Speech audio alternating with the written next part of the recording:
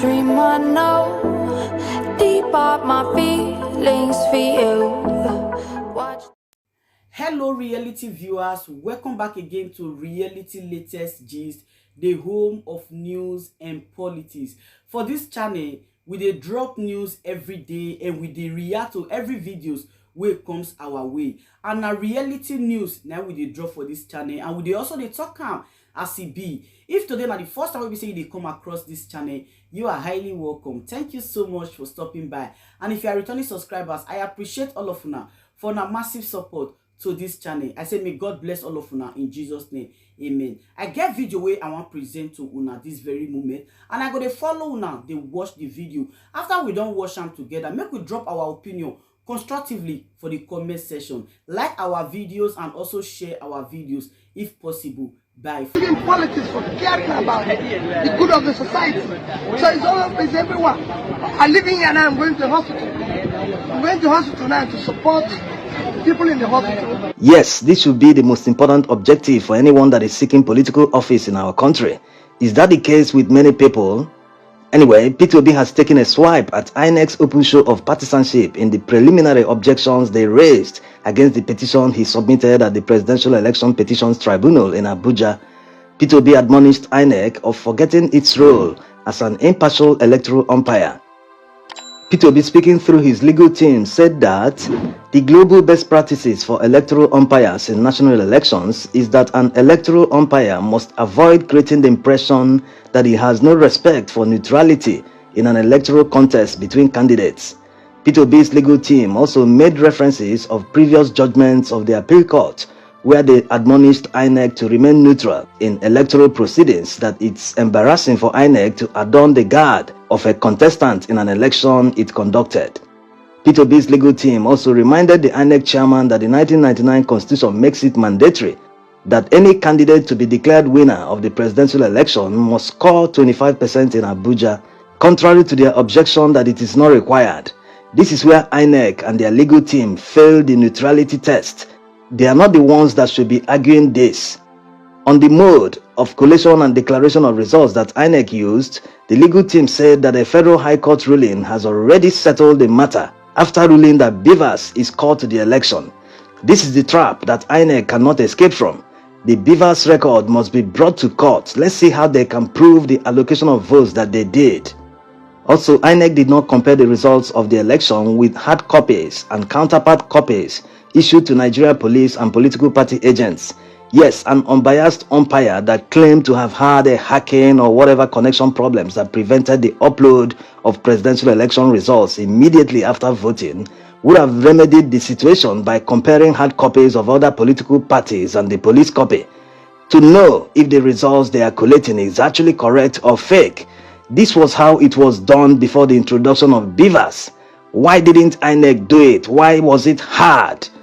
The way INEC officials carried on in the face of huge complaints by political parties really showed that they were out to favor APC, and in some cases the PDP. They never listened to numerous complaints by political party agents at the collation centers who objected to the results being collated or announced, that it was at variance with results from the field. Their complaints all fell on deaf ears. An unbiased umpire wouldn't have done that. They would have listened to every complaint and addressed all concerns before continuing to announce and collate the results. You are now being disruptive. The worst example of INEC officials not listening to political party complaints was the INEC chairman himself. When results were being called from the states and some party agents raised objections, he stubbornly refused to address their concerns, as if he couldn't intervene in the states, pretending that the state officials must have cross-checked the results. That theirs at Abuja was just to receive the state results and enter them in forms and collate them. If that is the case, why did INEC chairman intervene in Abia and Enugu governorship elections? Even in Adamawa, why did they intervene in these instances if the states really had the final say? INEC, in one of their objections to P2B's petition, claimed that the Labour Party didn't have polling agents in all the polling units in Nigeria. Where are they driving at by making this kind of argument? Are they trying to say that the reason Labour Party didn't win was because they didn't have polling agents everywhere? This sounds very partisan, like what a political party would say. If the election was free and fair without rigging, the few polling units that party agents are missing shouldn't change much in an election. Their results should be recorded. The only thing is that they wouldn't have copies of the result. Anyway, that didn't prevent Labour Party from scoring majority of the votes, as they will soon prove in court. They have copies of more than 100,000 polling unit results. Even on IREV, as we speak, from results uploaded, it shows that the Labour Party won Benue State, although the APC was declared winner by INEC. In Taraba State, results on IREV show that the Labour Party won. In Plateau State, although INEC declared the Labour Party winner, results show that Labour Party won Plateau by a larger margin. In Lagos, as you are all aware, the credited votes to the Labour Party are far lower than the actual votes. The Labour Party also performed significantly better than what INEC announced in Adamawa Atiku's home state. Labour Party put up a great show in the home state of the other candidates, winning Lagos and putting up a good fight in Adamawa. The Labour Party also scored significantly higher votes in Borno and Gombe states. Although elections didn't hold in some parts of these areas, INEC used the same strategy deployed in the southeast to disenfranchise many so as to reduce the Labour Party votes. They have failed. Look at it. When you look at the paper now, you will see that it is only Labour Party, all the papers. Look at it. It's only Labour. Look at it. When you look at how the Labour Party won in many big cities in Nigeria, you will get the picture of who won the election. The Labour Party won in Lagos, Benin, Port Harcourt, Onitsha, Jos, Enugu, Aba, Abuja, plus Nasarawa, etc. Not that huge cities in the north don't have the population, but APC and PDP were busy splitting the votes up north, while Labour Party didn't have much opposition in these cities. When you see the actual results, you will see that it was a landslide win for the Labour Party in many of these cities. Anyway, they will prove all this in court very soon, as unconfirmed rumors say that hearing will start at the tribunal on the 11th of May 2023. We will keep you updated in case this date is not the real date.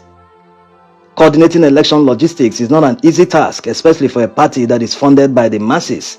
A party that has limited funds must prioritize their strongholds before areas that they are not very popular. Also, party agents must be people who the party can trust to dig in times of difficulty. There are many videos online showing APC or PDP members and INEC officials, with the help of the police, preventing Labour Party agents with tags from entering the collation centers. So the partisan position of INEC in their preliminary objections to P2B's petition is not really surprising. Their conduct before the election has always been partisan and antagonistic of P2B and Labour Party. When the resident electoral officer in Lagos said that some people were migrating from the southeast in order to vote and influence the outcome of the election in Lagos, what did INEC do? He obviously sounded like an opposition party member, but instead of INEC to reprimand him because of not just the use of the word migration, but for sounding like a card-carrying member of the APC. You can't use the word migration on a Nigerian citizen that has the right to live in any part of the country. INEC not only defended him, but ensured that he conducted all the elections in Lagos. Imagine being an opposition party member and the election umpire is telling you that people are moving into Lagos to support your party. You will lose all hope, because why should an umpire concern himself with such a thing? Even if it really happened, that's for the opposition party members to worry about, not the umpire. The concern of the umpire should be to conduct a free and fair election and follow the rules. This election is a sham. Election marked by violence. We reported this case in the past election and nothing was done. I want to tell you, Mr. Majid, the rec, that you have failed the youth. You have failed the masses. You have not done the like. Another instance when INEC showed their partisanship before the election was when the handler of INEC's Twitter account liked a post against P2B. He definitely forgot to switch accounts before showing his partisanship. It's not a hidden fact that the majority of them are APC members. Even Buhari wanted to make one of his aides an INEC commissioner. But because of the outrage that came from not just opposition party members in the National Assembly, yes, some APC members actually opposed her nomination. That is how the ballot box is this night, under the watch of police officers. The police also did not help matters by openly accompanying and giving protection to party thugs who stole ballot boxes and intimidated voters. There are many videos of such events. Labour Party would head for the Shomolu precise. Our votes have been stopped. Our agents have been sacked from their polling units. No member of the agents is in the polling unit. Our people have been beat. Our people have been slapped. Our people have been kicked away from their polling units. As it stands now, we don't have any single agent in their polling units. They play neutral when APC or PDP members are openly breaking the law and intimidating voters. But they are quick to react when Labour Party members are not even involved in minor altercations, but just minding their business or expressing their constitutionally backed right of free speech. How can a police officer stand by and watch a fellow citizen intimidate and harm another citizen who came to vote? This is a total collapse of the state. If a citizen feels threatened, his first option is to run to the police. Imagine a situation where the police are part of the people threatening citizens. So the Labour Party was up against not just the APC and the PDP, but the entire state's institution, including INEC, police, and in some cases the press, because the press are afraid to report certain incidents that go against the ruling party, so as not to be fined millions. Imagine Channels TV receiving a fine of 5 million naira for the live interview of Dati Baba Ahmed.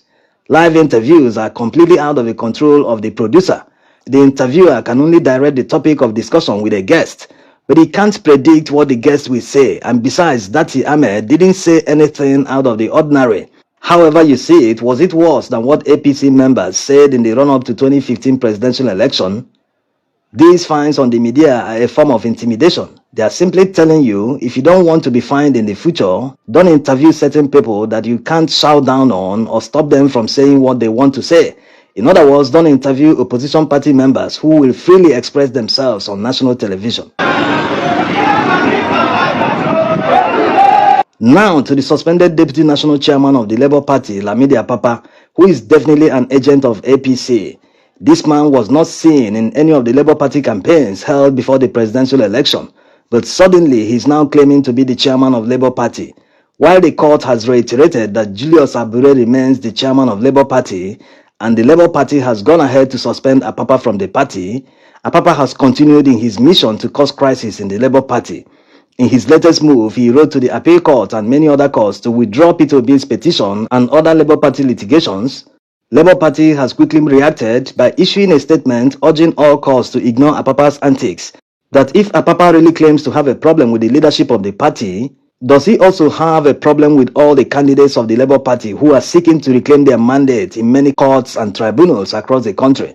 Apapa's latest move clears all doubt that he is indeed working for the APC, because it is only APC that will benefit from the withdrawal of Peter Obi's petition. Maybe Apapa and his co-travelers should avail themselves with the position of the law on the withdrawal of cases from the Presidential Election Petitions Tribunal. That's if he is law-abiding. With all the impunity going on, he has been suspended by the Labour Party, yet he is carrying on as if nothing happened. Anyway, the Electoral Act 2022 says, an election petition shall not be withdrawn without leave of the tribunal or court. In number 2, it says, where the petitioners are more than one, no application for leave to withdraw the election petition shall be made, except with the consent of all petitioners. As you can see, the law requires the petitioners to personally consent to a withdrawal of the petition before it can be entertained in court and also supported by an affidavit. So how are they going to get the consent of Peter Obi? Let's even assume that they succeed in hijacking the party, which they will never do. They will still need all the candidates to consent before withdrawal of the petition can be made. These people still don't know who Peter Obi is. They are still second-guessing him. Peter Obi's resolve is like a rock. The more they try, the more his resolve tightens. He will never let go until the court reaches a conclusion. A man that has repeatedly said that it is better for him to fail doing the right thing than to win cutting corners or doing the wrong thing. What more circumstantial evidence do Nigerians need to know who won the election? Why are the winners still in campaign mode as if the election hasn't been concluded?